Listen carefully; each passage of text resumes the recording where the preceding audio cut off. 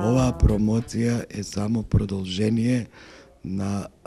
редоследот на активности кои што ги следиме после правилникот, донесувањето на правилникот за градежните објекти, кои што го донесовме во месец февруари и представува еден нов момент, импулс на сите инвеститори, односно проектанти во општината, кои што треба понатаму согласно тој правилник да вградуваат типови на термоизолации кои што придонесуваат за ефикасноста енергетска на градежните објекти. Значи, ваквите серии на промоции и презентации ќе бидат една наша пракса, се однесуваат на целната група,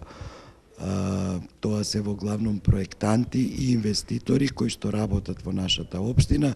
кои што се првата карика од алката која што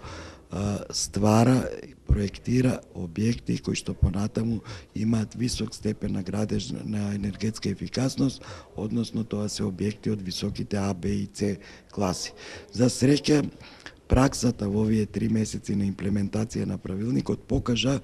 дека во општината, значи не само што се постигнува граничниот баран коефициент на минимални термички изолации, туку 30 до 40% од таквите нови објекти веќе ги задоволуваат и критериумите по член 12 од правилникот. Тоа значи дека се многу подобри од бараната гранична вредност, користат обновливи извори на енергија, а со тоа